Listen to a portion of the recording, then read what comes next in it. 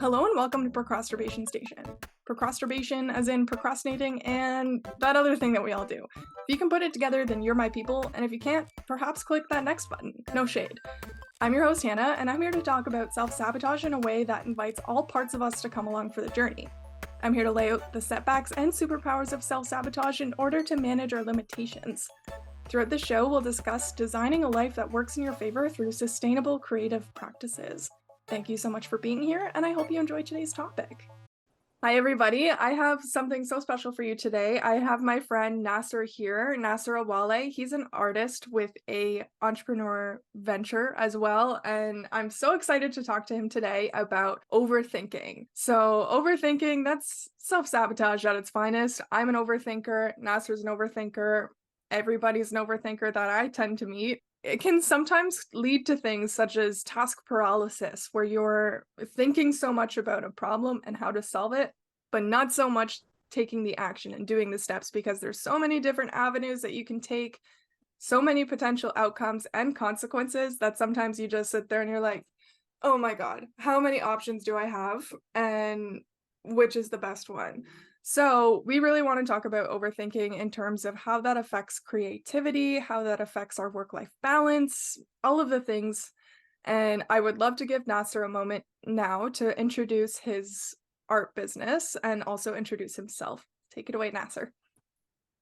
Hello, everyone. My name is Nasir. I'm an artist. I do acrylic paintings on canvas. I also do digital work as well. Thank you for having me and discussing this topic. I think it's a universal one that everyone kind of experiences, and there are definitely many root causes and effects that overthinking definitely has in business and just in life. So, thank you for having me.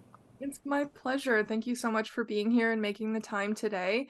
Let's jump feet first right into our first topic, which is overthinking and creativity. So I have a question for the both of us. What is the difference between overthinking and thinking a normal amount? Can we quantify that? Yeah, I would definitely say that overthinking, for me, it starts when it drains you of energy, when you kind of are doing it to such an excessive amount that it inhibits you from taking action and kind of going forward in life, because you're kind of looking at all the possible ways that things can go wrong. And in so doing, you sometimes think, well, maybe I haven't thought of this, I haven't thought of that. What if this happens? So it's sort of like you're stuck in this fear space of things going wrong. And I find that for me, thinking to the future and all of the possible ways that things can go wrong. What do you think? I totally agree with you. I love everything you said. And just to tack on there, I think that overthinking is exactly like you said, it's when it drains your energy. I'm almost curious, and I don't think either of us have the answer, if overthinking can sometimes be a good thing. Maybe you overthink about something that you did that went great, and you just still want to think about that memory because it was so awesome and you're proud of yourself. And like that could be a situation where overthinking is beneficial because you're carrying that little piece of happy magic with you everywhere you go. But there's the flip side of the coin where, like you say, it stops you from taking action. To me, the word that I use to describe my overthinking is rumination.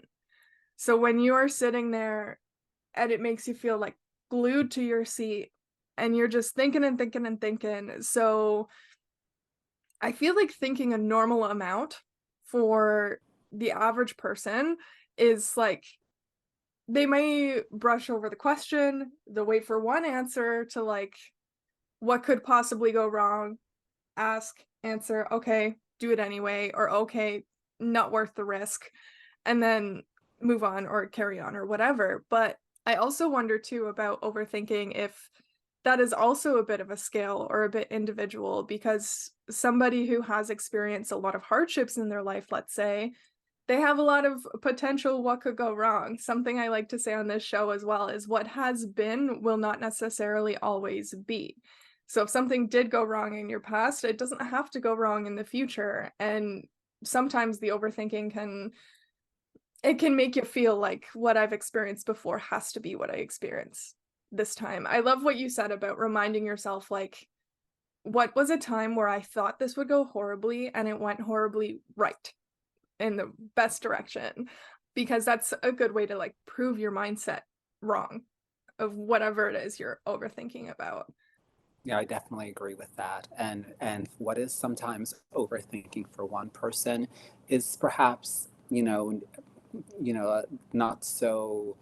Some people just live in a space where they're much more spontaneous. I used to admire people that are, they take action and then they actually think about the outcomes. And other people, like for myself, I like to be prepared and have all the information and kind of go over certain details, and then that then fuels me to move forward.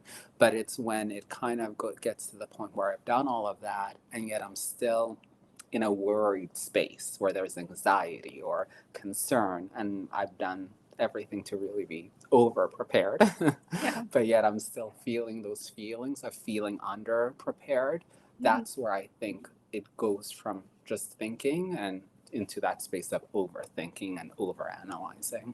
Yeah. I love that. So for you, a lot of your overthinking can come from preparedness. That brings me to the idea of like sometimes the amount you have to think about something depends on the amount of risk involved. So let's say like a financial advisor who's building you a portfolio for your investments, they have to really think about what's the best choice for this type of person, their risk tolerance, all of those things. And a doctor, I really hope to God that they're thinking before they cut you open. Whereas somebody who's an artist, somebody who's doing something in a creative field in sales, you have to be able to think on your feet and you can't hover over an idea for too long because your opportunity will leave. So there's definitely balance based on the individual and also the industry you're in and your hobbies and all of these things. And something that I just really love to do with this show is to find ways that we can use these things that hold us back to our asset. So, if you're an overthinker, maybe you should study to be a doctor or a financial advisor or something like that, that you can maybe find some type of pathway in your life that celebrates your overthinking because it's really magical to be able to look down the road and see like all of the different forks that the road could take and all of the different possible destinations. I feel like, that's a superpower in itself. It's just a matter of when it actually holds us back. So, I want to piggyback this question on here. How does overthinking both help and hinder the creative process? So, how do we shift into overthinking and creativity? How does that, as an artist yourself, do you find that that affects you in your creation process? Definitely. I would say the key for me has been sometimes perhaps a character trait or personality trait that you have is a character strength in an area of your life, but perhaps it's not serving you in another area of your life. So for me, I've always felt that, from an academic background, a science background, overthinking, being prepared, being detail oriented, being very organized was very useful in that space. But sometimes when it carried over to maybe my personal life or creative endeavors or even starting a business, I didn't leave room for that kind of momentum of being present and things happening naturally and organically to take hold, because I thought I needed to have the answers before I moved forward. And so it definitely leads to that paralysis of not moving forward or trying something or being a beginner, and being okay with maybe failing or making a mistake. That's the, I think, for me, the allowing myself to make mistakes was kind of a bit of a remedy to that need to overthink and overanalyze in a creative endeavor.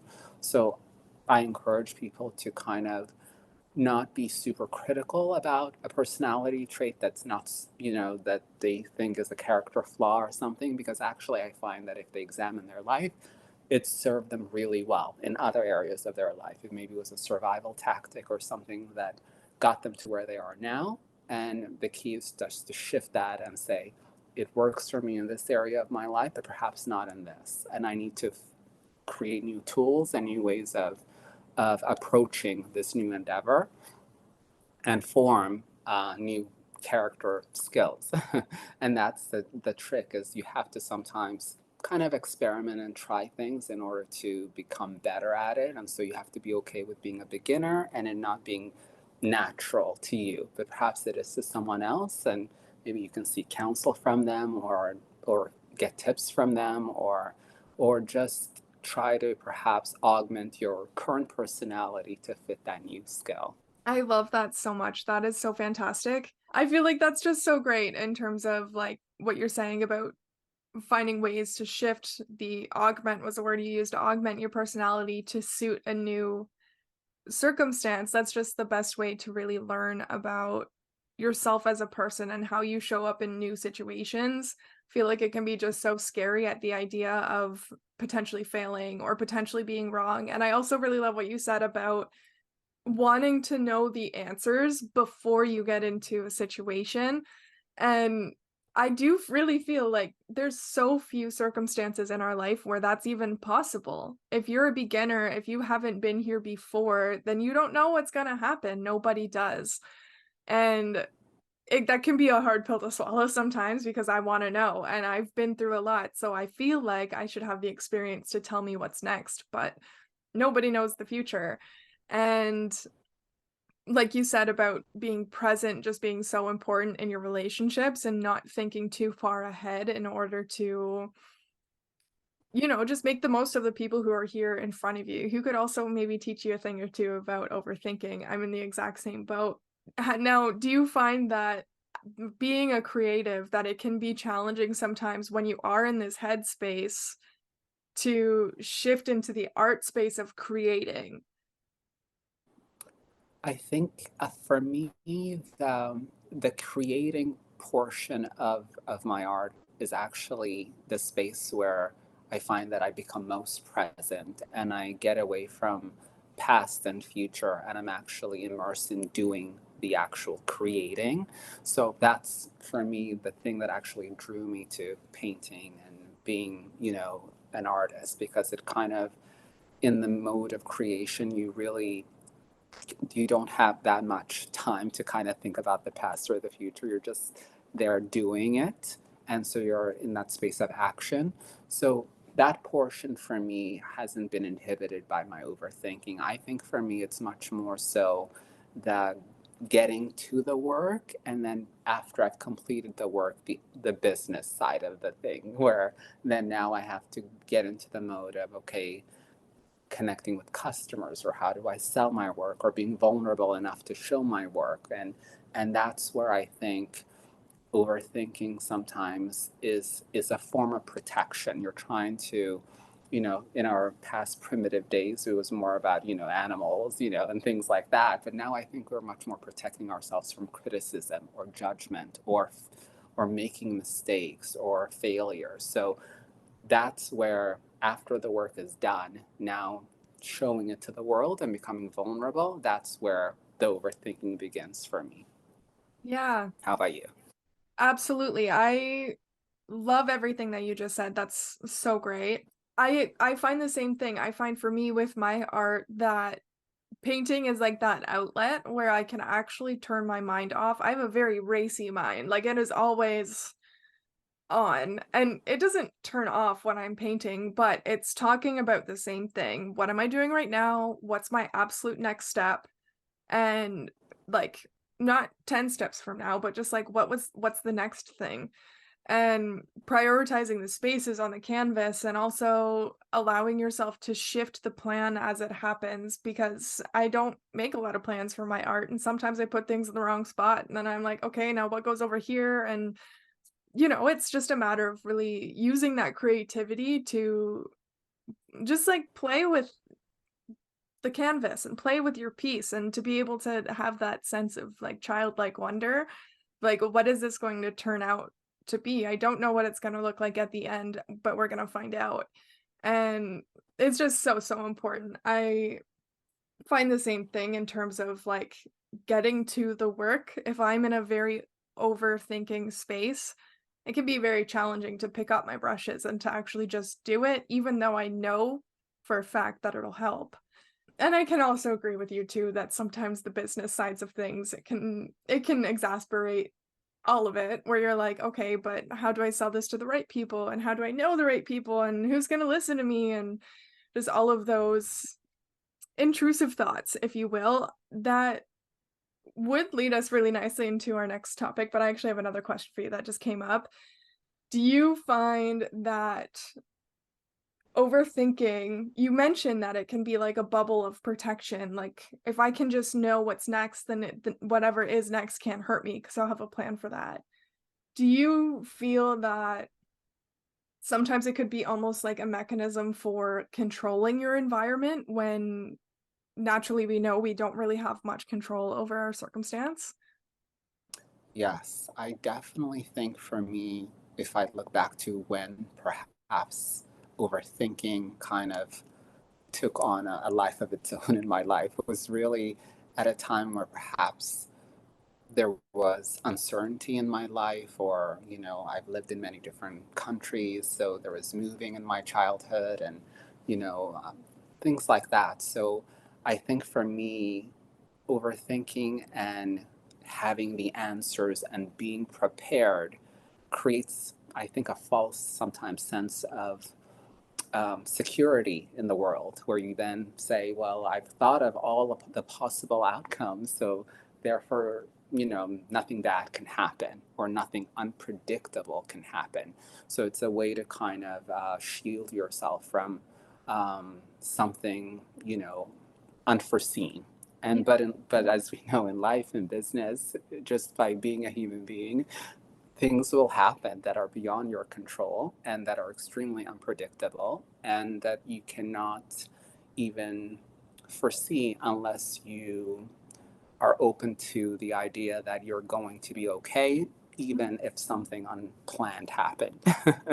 So it's kind of, and that comes with the wisdom of, getting older and knowing that, you can do your best to be prepared, but there will always be surprises and always things that are going to surprise you along the way. And you have to kind of be okay with that happening and knowing that you can still figure out a solution. And sometimes that unplanned thing or that surprise isn't a bad thing.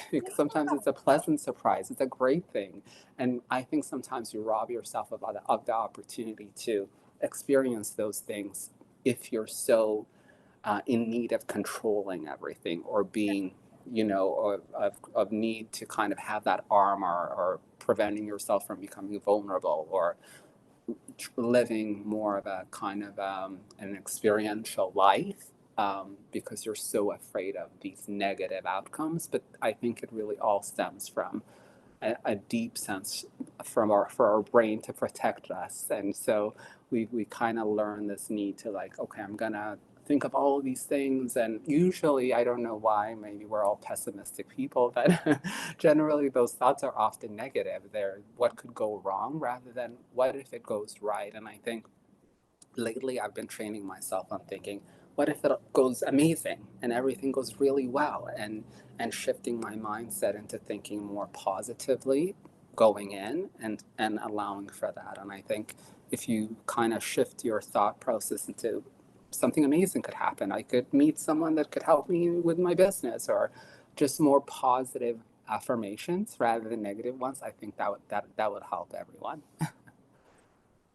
I really love that you say that, and I think that's amazing. I feel like something that I think about is when we are overthinking, we're living up here, and she's mean. Like, my noggin is not very kind, and that's everybody. I think a lot of people have this negative voice sometimes, and it's not that you can't train it, it's just we live in a very scary world, of course. We all need to know how we fit in and what dangers to look out for, and maybe we don't have tigers and lions and bears chasing us, but we do have lots of things to worry about that we need protection from, and it is a protection mechanism, but life also has positive surprises. I love that you said all of that, and in order to really reap the positive benefits of life, sometimes that means you're wrong, sometimes that means that you're surprised and it was a bad way or a good way. Sometimes that means that you make mistakes, and that's totally okay because that's what it means to be a human being. But I do think that our minds can be very turbulent at times, but our hearts never are. So something that I like to do to try to balance living up here and also allowing my heart to have a seat at the table is once in a while, I'll take this voice that's going on a loop that's overthinking something, and then I'll bring it down to my heart. What does my heart say? And my heart doesn't always want to answer right away. Sometimes it really needs to process and think about things and take time to integrate from all the way up top of my head to the middle of my chest. And sometimes you don't even necessarily get the right answer, but even when I take it down just a step to be like, okay, what do I actually feel rather than what do I think? Because we can think and think and think, but how we feel is our own truth. So, I don't know, that's something that I think people could benefit from as well, is your mind does not always tell you the truth. Your heart always will. Exactly. This moves us super easy into our next topic, actually, about intrusive thoughts. I do want to say, just as a preface, we don't have to give too deep of examples of intrusive thoughts. I don't want anybody to be tapping into a space within them that feels unsafe. But I want to talk about them in general because I do think that they are very common and they can be very dangerous. And I think this is a key example of times that your mind can lie to you, where your thoughts can say things like, I don't belong or I don't fit in, and etc. They can get pretty dark. When overthinking takes the pilot seat of our life and it's controlling our day to day, are intrusive thoughts related to overthinking or are they a different thing?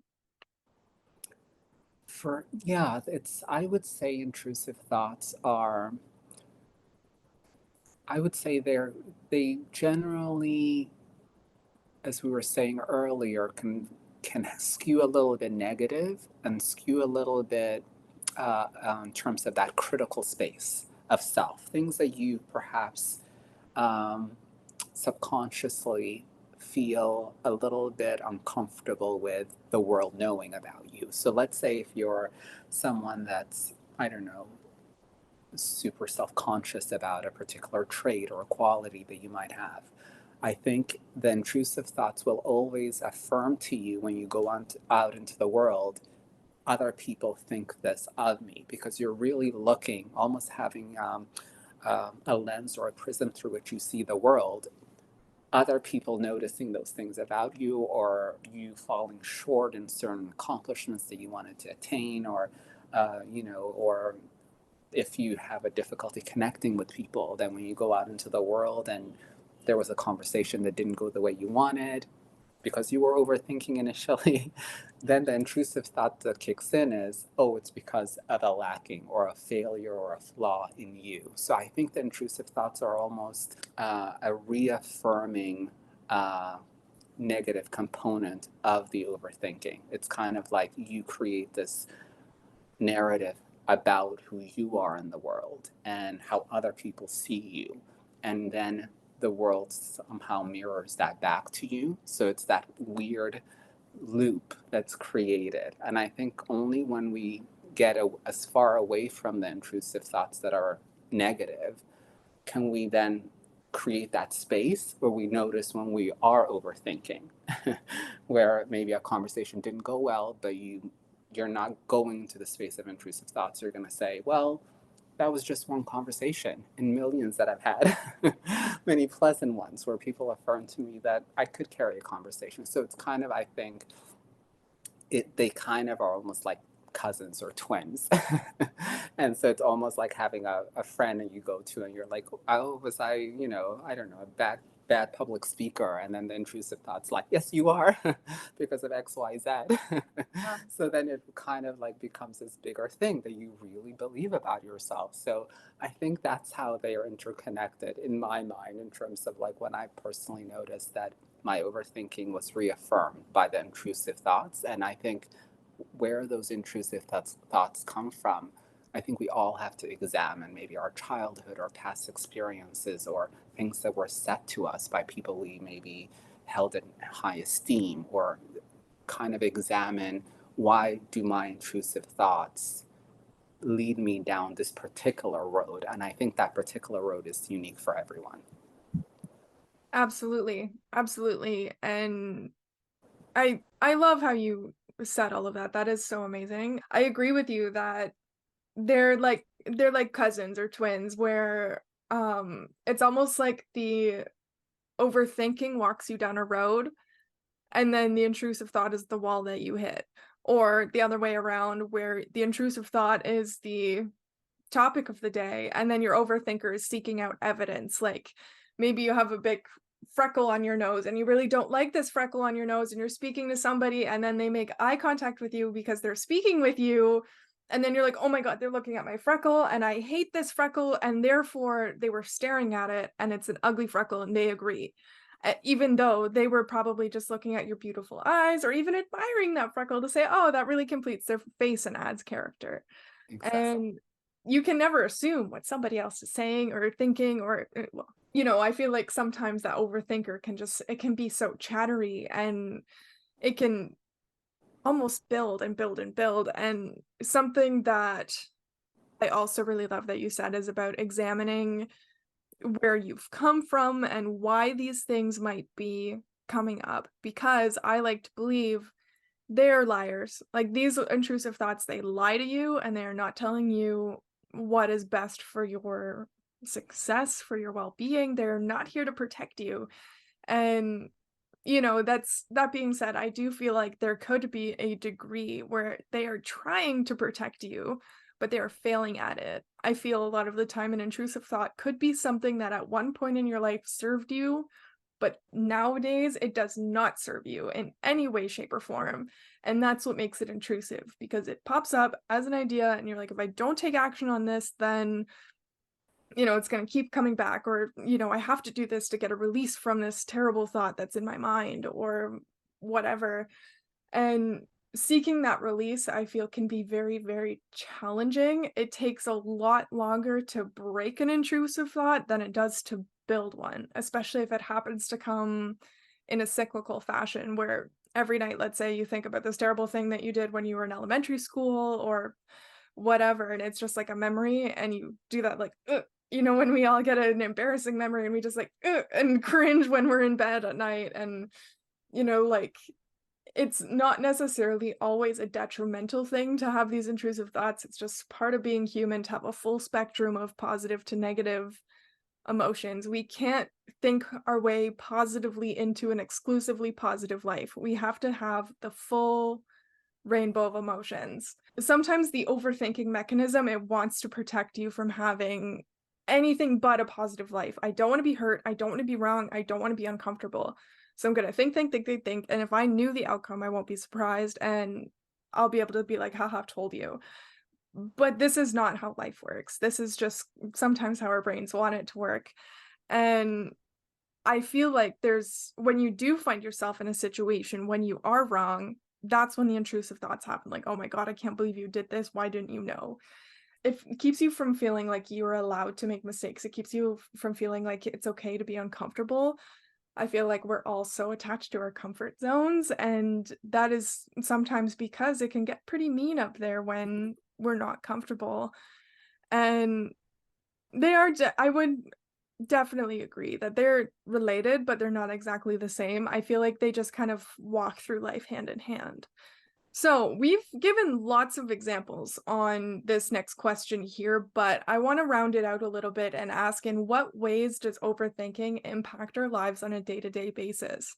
And this could be a positive impact or this could be a more negative impact, but what are the situations where overthinking is really the pilot of the day? For me, overthinking when I was younger, as I mentioned, served a valuable tool in sense of creating a space for me that led me to believe that I was prepared and I was organized. It almost was a part of my personality in the sense that I was the person that was reliable, dependable, organized, knew everything, knew as many answers as possible, was not very surprised by many things. So it created a safety blanket in the world for me. However, as I grew older and needed to obviously interact more with the world and become just the older you get, the more different things you experience. Your life isn't as sheltered as when you're young. To me, it kind of led to a sense of not moving forward or trying new things for fear of making mistakes or fear of being criticized or judged. So, needing things to be so perfect prior to their visibility to the world. So, I, I feel that it's only when I kind of reconciled um, why I behaved in the certain ways that I did and the purposes that it did serve at a certain point that no longer served me, could I kind of tackle it on a daily basis. There are some days you're better at handling intrusive thoughts or overthinking, and then there are other days where it really takes over. And then for me, the biggest problems of overthinking intrusive thoughts for me is when it goes into the realm of kind of criticism or excessive personal indictments on your overall character or your worth as a person when it becomes exaggerated and it becomes pervasive and permanent and things that are personal that are about than you rather than it being a universal experience that everyone else is experiencing. So tackling those things and kind of figuring that okay, today maybe was a good day with overthinking and tomorrow might be not so good, and being okay with it and not being overly critical, because understanding that these were kind of tools or traits that I formed to kind of keep me safe at a point where I felt vulnerable. And now maybe they're not serving me well. It's is kind of creating that separation from, as you were saying, the head space and the heart space. Also, the space of judgment with whatever that is creates, I think, an openness to not be forgiving and be okay with how you're navigating the world, on a day to day basis. That some days will be good, some days will be better, but try to understand yourself apart from the things that you sometimes criticize yourself for. Yeah. Yes, absolutely. Absolutely. I love what you were just saying. I feel like talking about intrusive thoughts and overthinking almost as if they're an external entity from us and that they don't define us, and that, we develop these traits and these habits and self-sabotage mechanisms and all of these things throughout our life because at one point or another it served us. That doesn't mean it always has to serve us or always be permanent within our lives, and we can evolve things to serve us differently as we grow older, and that comes with wisdom and that comes with experience as well, and not getting stuck in a state where you feel like this is something that you have to have and that this is something that defines you as well. If it is something that's going to be with you for your whole life, that doesn't mean that it's who you are. And I love this concept of thinking of it as something that's external to us, that even though it happens up here, it's still not me. That's intrusive thoughts and overthinking. The way that I sometimes think about those traits and other traits as well is that it can be sometimes one of two people up in this noggin. Either my inner child yelling that it wants protection and that it needs safety and control and certainty because that's how children think, or it's my inner parent trying to protect me and guide me and make sure that I'm not going down the wrong path, because ultimately those voices are trying to show me love. They're trying their best to show me love in the way that I developed those relationships in my mind as a child. So, like there's a way to think about things where it doesn't make you feel so guilty for the thoughts that just come up in your mind, but also it does allow you to own your power from it a little bit. There's a question coming up later. I want to sort of transition to it now. Is it possible to learn control over our overthinking?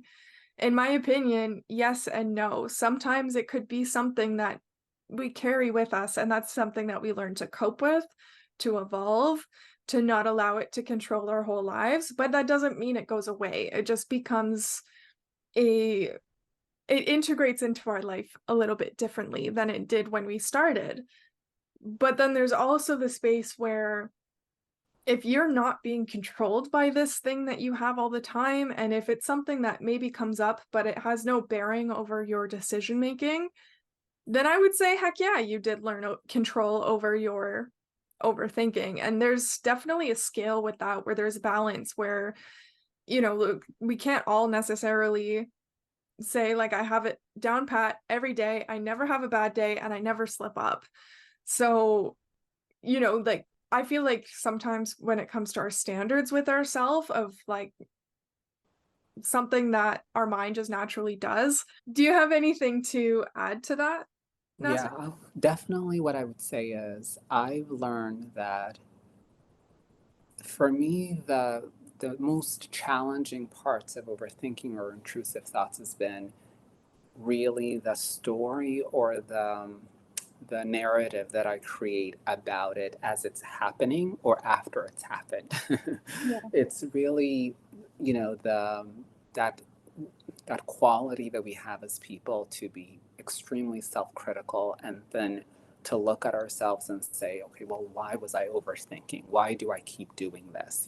That a kind of judgment that I would place on it happening, I think was much more detrimental in my life, more so than the actual overthinking or even the intrusive thought.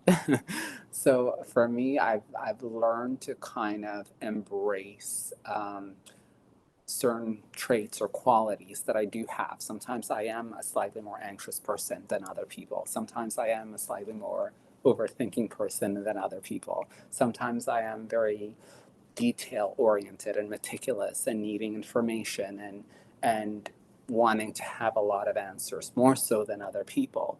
But it's only when I've realized that that is me in some ways. Sure, I can augment some of those traits and kind of turn down the volume so that it better serves me in life, but that it's not necessarily an all negative or all positive quality about me. That Yeah. it in many parts of my life, having those traits have served me really well and allowed me to, do really well in school or be a reliable friend or, be, on time for appointments or in so many ways those traits serve me really well. It's just in the areas that that I find they create complications, I become much more mindful of when it's happening. And I think the way you become mindful of when it's getting into that space where it's draining you of energy and it's not serving you well is when you're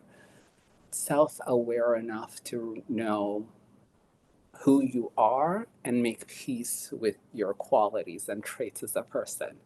And then when it's happening or the days that it's not going so well with overthinking and intrusive thoughts or anxiety or stress, you're much more kind and I think forgiving and compassionate about those things to yourself. And often I find with other people when they're having a bad day or a rough day, we can be extremely compassionate and kind and much more, at least I am, and hopefully nice people are.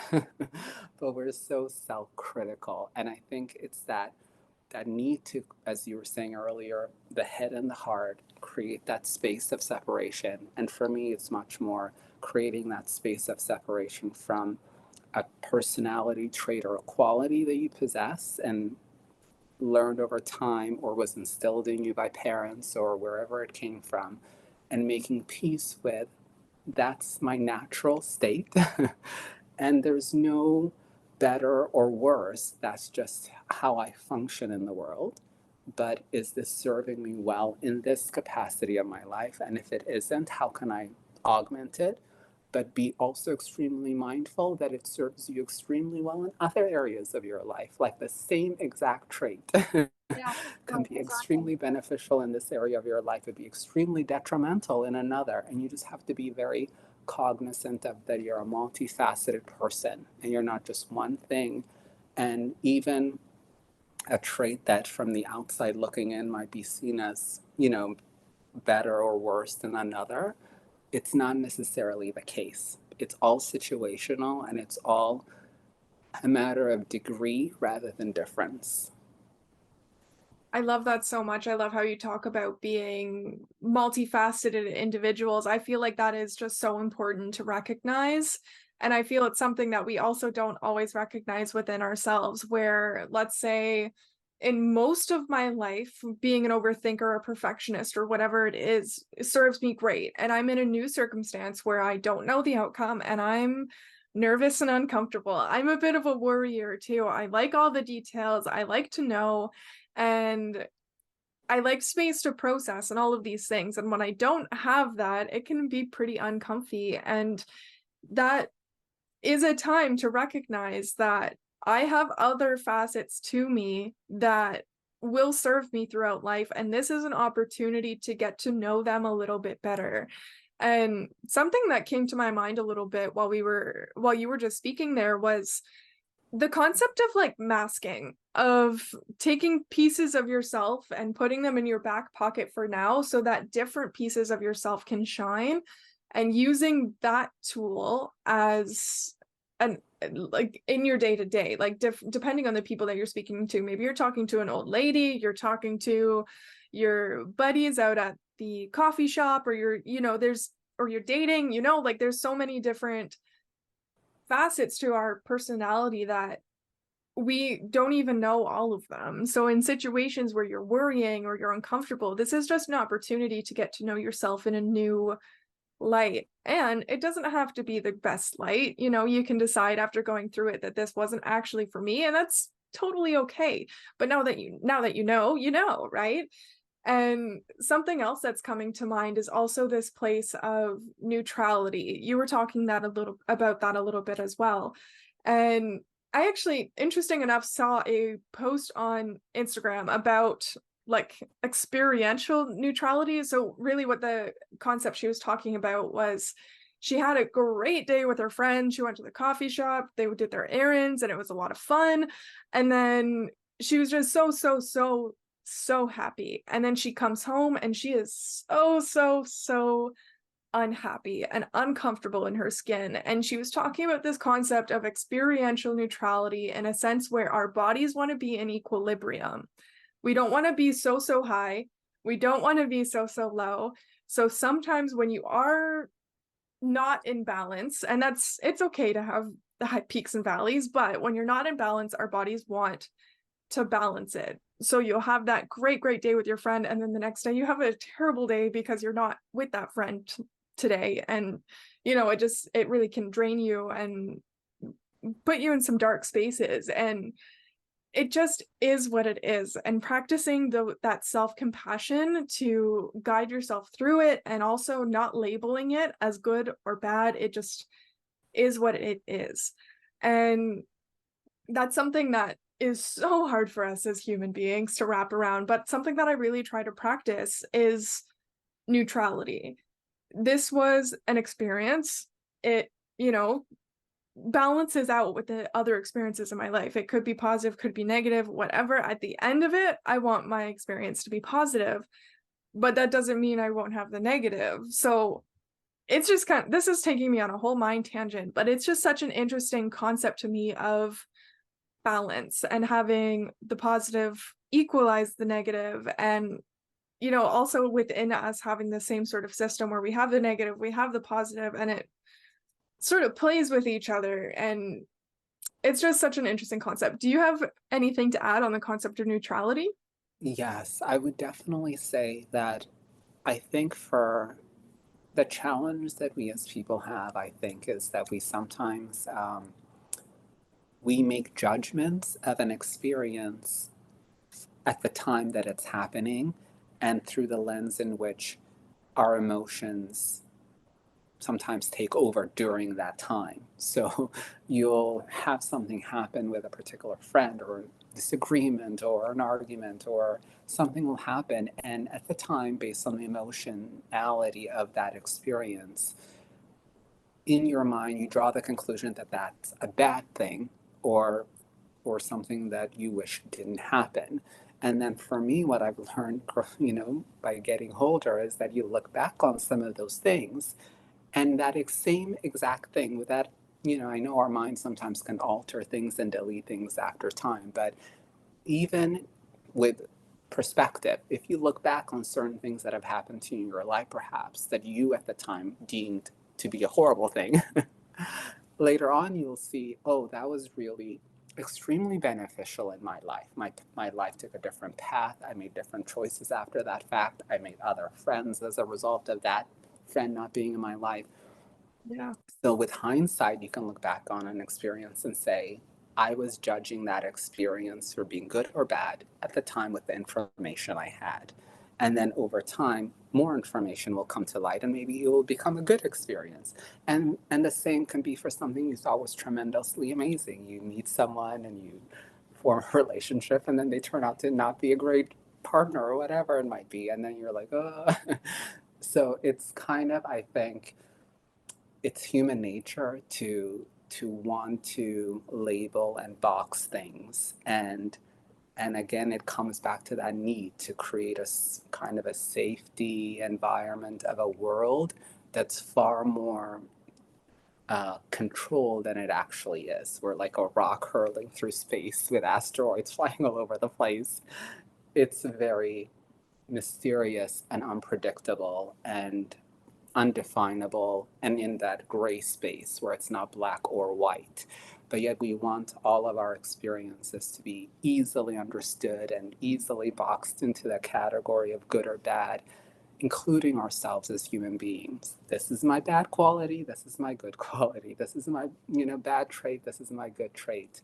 This is when I did good, this is when I did bad. And I think, as we were saying earlier, the human experience is a whole lot of gray and complexity and the subconscious and things happening beyond your own understanding and your reason.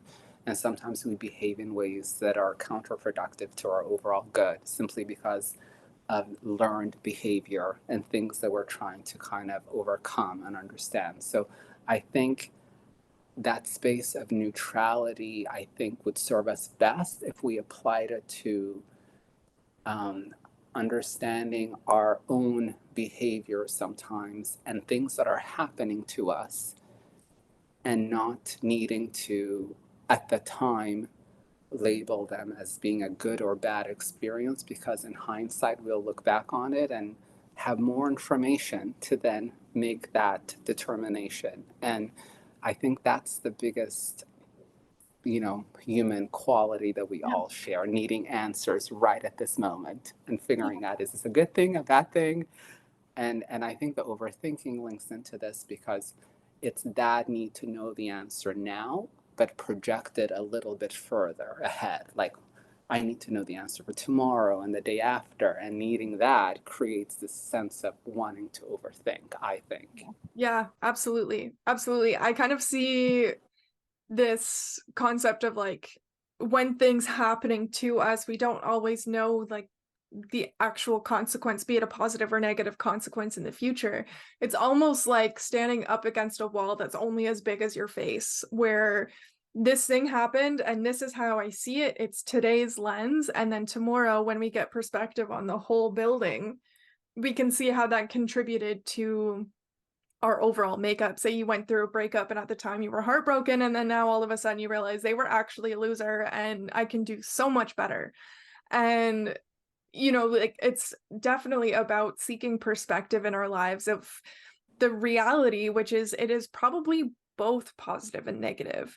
It both hurt you really bad and also caused you to grow and also led you to new people. And we want the scales to lean towards positive, but ultimately neutrality is the main purpose for life. Having things not necessarily be outweighed on either side. We don't want a negative life. Nobody does. But realistically, usually it's both. I love what you were saying about having perspective around our qualities and our traits and allowing ourselves space to label things because we're humans, but also not allowing those labels to even necessarily box us in. That's what I took away from what you said, where you will be put in boxes in life and you're going to be categorized because as humans, we like things in straight lines and we like things to be defined by the boxes that we have to define things, but things are not black and white.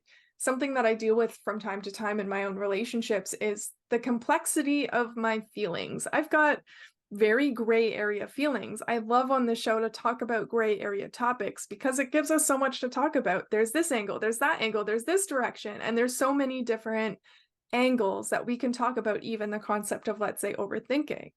Something that we all do, we can't necessarily define, but if we all do it and can't define it, I feel like that gives us enough ingredients to talk about it and then therefore define it.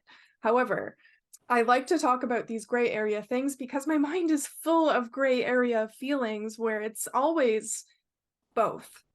And that can be so challenging to communicate to a friend or to a partner and to be able to say, like, ABC happened and it was typically a negative experience. Like, let's say I'm talking to somebody saying I just broke up with somebody. And then they're like, "Oh my gosh, you must be heartbroken. That's terrible." And I'm like, "Okay, but wait. I don't necessarily feel it's terrible. I still wish them well. I still care about them. I recognize that the future is not conducive to both of our success in life. So we decided amicably, whatever. This is obviously a made up circumstance, but like sometimes people, when you're speaking to friends and whoever, can assume whatever the typical label would be. I personally find it very frustrating to have to explain how I actually felt about a circumstance, to say it was both. This part sucked. This part doesn't suck. I'm just looking forward to tomorrow if I get it. And I just wonder, is that something that you can struggle with from time to time? Is the gray area feelings? Definitely. I think it's very I've always kind of felt like just growing up, I felt emotionally kind of open to experiencing feelings and being kind of introspective and be aware of what am I actually feeling, what's causing it, kind of more of a deeper person when it comes to feelings. And I feel some people, they're not so deep with their or wanting to go that deep with their emotions. They kind of like to keep it at the surface level.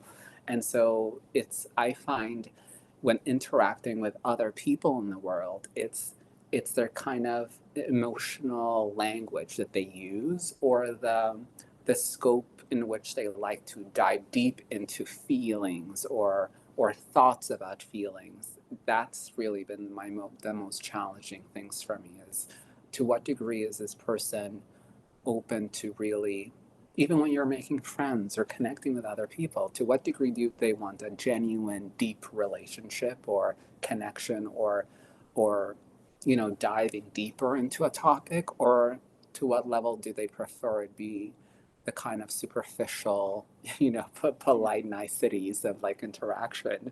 And so that's been the hardest part for me to gauge. And I think it's also what point in their life are they at in terms of self reflection and self examination and maybe nuanced thought about certain topics, because not everyone is on the same trajectory or path when it comes to those things.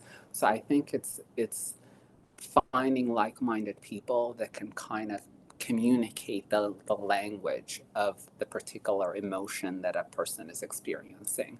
And I think even for me, the hardest part is sometimes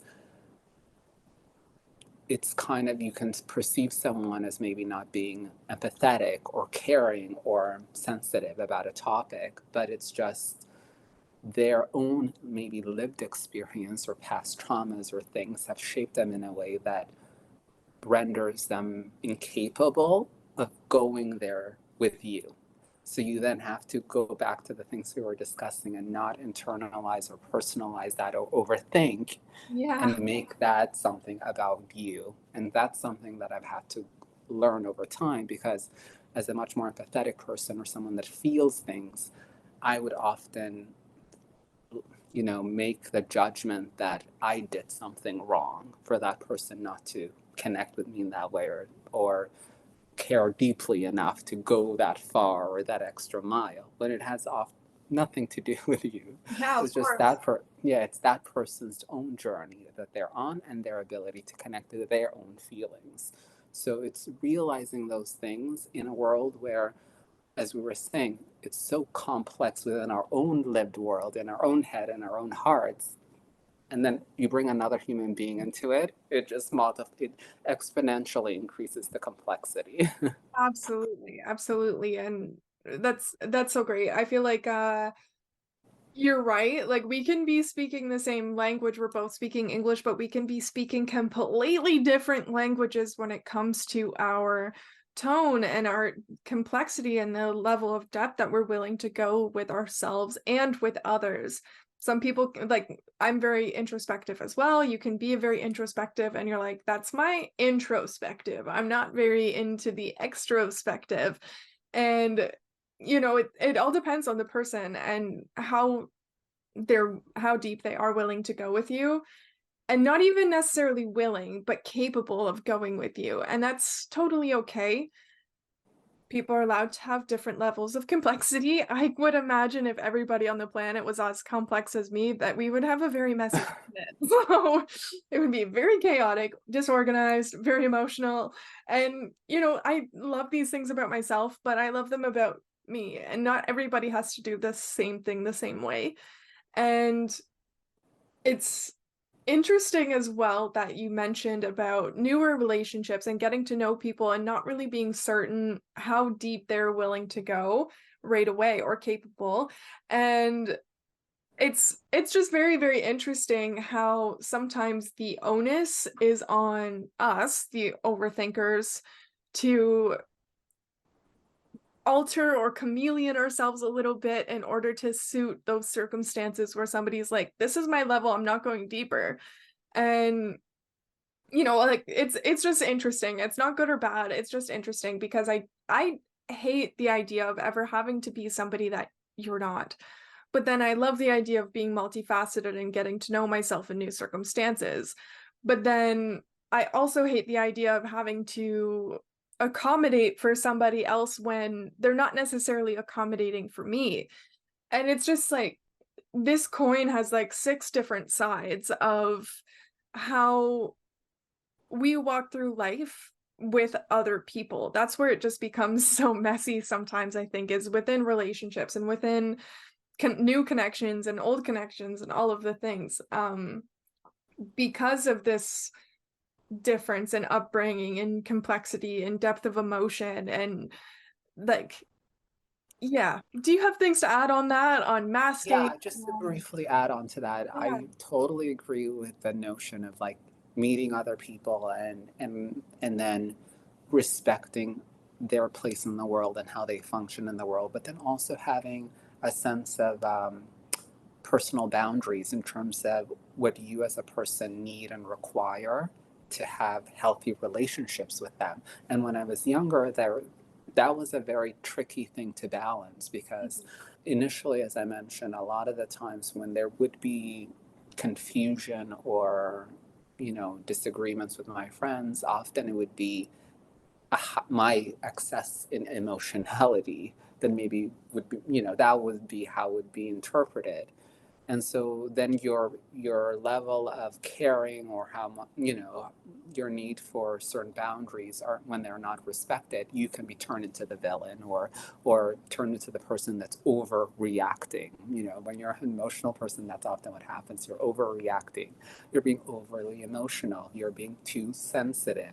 All of the traits that in my for me are actually great qualities of being a person in this world that's empathetic were kind of seen through that lens. And as we were mentioning before, then those are the sentences that then get imprinted into the intrusive thoughts that then you carry with you, where then when you go into other relationships or interactions, you overthink. So you're constantly like, let me not be overly sensitive. Let me overlook this indiscretion. Let me. So then you're overcompensating for qualities and traits, in my opinion, that perhaps you should not. That doesn't mean you shouldn't reflect on times where maybe you are, perhaps there are moments where you can say, okay, is it serving me well here to react this emotionally to this particular situation? But oftentimes I think in order to fit in with people, the first things that we will often let go of in terms of our personality traits are the things that our intrusive thoughts tell us are qualities that are will be judged or criticized by others. And sometimes those particular traits are actually the things that kind of make you you, uniquely different from them. So Yeah. it's kind of like balancing. And I think that's where, when you're in your teens or your 20s or you're younger, you're so unsure of who you are. Yeah. And so you can easily fall prey to someone else telling you these are negative traits, negative qualities. This is what's preventing you from forming friendships, succeeding in life, etc. And so you're going to listen to all of that, and then you're going to chip away at the real core traits that are you in order to fit in with other people. But as you get older, and hopefully you form a sense of self and thicker skin and those minor criticisms, you can understand that I need to be okay with my personality traits and qualities that make me me and have healthy boundaries. And but you can still also pick up on other great traits that other people have and present. And that's one of the biggest things with forming a diverse friend group, is that for me, I've always looked at, okay, I really admire this person's spontaneity or a quality that they have, or I really admire their, sense of, experiencing new things, or traits that are perhaps not at the forefront of my personality traits. So I would try to incorporate them into my life, but not kind of become that and then forgo everything else that was me, which is a really difficult thing. But I think you get better at it the older you get and the more you realize, don't kind of take everyone else's opinion about you as gospel and ignore what you truly know about yourself. Me being emotional is not a bad thing. Me being sensitive is not a bad thing. These are, my innate personality traits, and I have to use these traits to make me the most well-functioning person in the world. Absolutely, absolutely. I love that so much. And I'm a very sensitive person as well. And I can definitely practice a lot more self-compassion when it comes to my sensitivity and to not I just really love what you said about having some self-awareness around your sensitivity. So, when are the times that my sensitivity was genuinely a little bit of an overreaction? And then also, when were the times where it was absolutely justified and it doesn't matter if nobody else agreed with me, it was still justified because it was mine. And there's balance to this where I feel like it's okay to be sensitive. It's okay that that hurt your feelings. It's okay that you spoke to them. Was there a better way to speak to them next time? Or was there some way that we can evolve this so it doesn't hurt me as badly next time? Or, finding ways to do things a little bit diplomatically. I'm sure as a sensitive person as well, you've been able to tone that quality within yourself where, let's say something hurts your feelings when you're a teenager, you're like, oh my God, that hurt my feelings. And you're ready to really fight for your right to not feel those feelings. And then now as an adult, you have to sit with that a little bit more and understand, like, okay, yes, this makes me uncomfortable. I have to speak to it. However, this person also has some amazing, unique qualities as well that, we don't have to clash necessarily. If we don't get along, that's okay, but that doesn't make me a bad person. That doesn't make you a bad person. We just don't mesh, and that's fine. And not labeling our sensitivity as the culprit for why things not working, if things don't work out, but giving space for things to just organically happen the way that they need to happen. You don't want people in your life who think you're too sensitive or can't make space for you.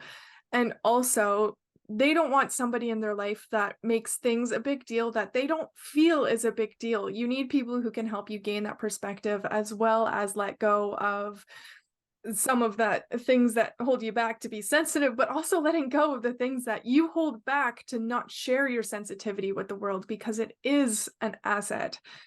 And I've just really loved this conversation. We are starting to run out of time, so I would want to wrap this up, but I want to give Nasser some time within the next couple minutes to talk a little bit more about his business, his venture, himself, anything you'd like to say to wrap it up. Before I let you do that, though, I just want to say thank you so, so much for being here with me. And thank you, listeners, as well, for chiming in. I love this conversation. Maybe we can have another one in the future. But please, anything else you would like to add for yourself, listeners? Take it away. Thank you for having me, Hannah. I really enjoyed our conversation. Yes, so again, my name is Nasir Awale. I'm an artist. I paint. You can find me on Instagram at Awale Art Inc. We'll I put that in really, the description for anybody listening. yes, and thank you so much for having me again. It was a lovely conversation, and I hope to hopefully do this again with you sometime. Yeah, I really, really loved it so much. Is there anything in the previous topics that you'd like to add just while we're here? Yeah, just to kind of wrap everything up, as we were saying, overthinking, intrusive thoughts, emotionalities, just to kind of wrap up that notion of our own personality traits or sensitivity. For me, the biggest thing I've learned is communication in terms of relating to other people. And so in the past, if I did feel, there was an indiscretion or someone said something and I was overly emotional, sometimes for me it would lead to like shutting down or closing off or and not expressing how I felt about a situation.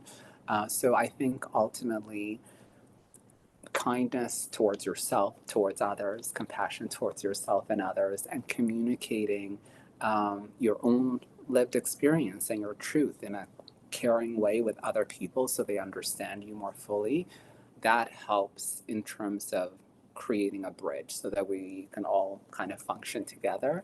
Yeah. And the overthinking and I think intrusive thoughts and all of these things, they live in a space of all of us trying to make sense of the world. And so it's okay to not have all the answers and be good one day and not so good the next day. But ultimately, well, we're all kind of trying to figure ourselves out and how we relate to the world. Absolutely, absolutely. And what you just mentioned about building bridges between people, it just reminds me that boundaries are bridges, not fences, where especially as sensitive people, sometimes we might want to put this wall up where it's like, I don't want to feel this feeling. I'm going to shut down. I'm going to block these people out, and that's going to protect me from ever feeling this way. However, in certain circumstances, when it comes to your safety, that can be a protection mechanism. But most of the time, speaking up and building that bridge with somebody to say, this made me uncomfortable, this is why, this is what we can do next time, and building that bridge with somebody to say, like, this is how I'm experiencing this, and this is how I would prefer to experience this, and allowing people into that space within you so that they can then decide, is this something I'm willing to accommodate, or is this something that's maybe too much for me to accommodate at this time? Either way, it's just best to know. And I feel like there's so much culture these days around boundaries being more like a wall, where it's, that's uncomfy, I love my comfort zone, let's not go there ever again. And a lot of the time that leads to losing people, and that sucks. And that's also how life is sometimes. But if we can avoid this by building more bridges between us, then I think that that's definitely more conducive to a society that functions together rather than the hyper individualism that we have within our society these days.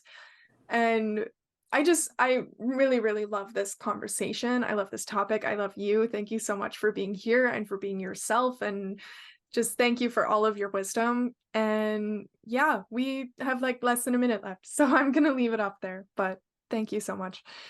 Thank you. Bye. Thank you so much for being here with me. And if you enjoyed today's topic, now is a great moment to subscribe. If you have any feedback about today's topic, please reach out to my social channels. I help creative entrepreneurs market their creations in a way that feels authentic. I have a self-study marketing program that covers basic and advanced marketing concepts with 9 modules and activity sheets. I also sell content creation templates to help you manage your social media with unlimited content creation ideas. And I also offer one-on-one marketing consulting services. Check out my socials and my website to learn more. If you're interested in working with me, please reach out via email. So that's social media if you're reaching out for my podcast, and email if you're reaching out for business. All relevant contact links are in the description, and thanks again for listening. Cheers for now. That was pretty good.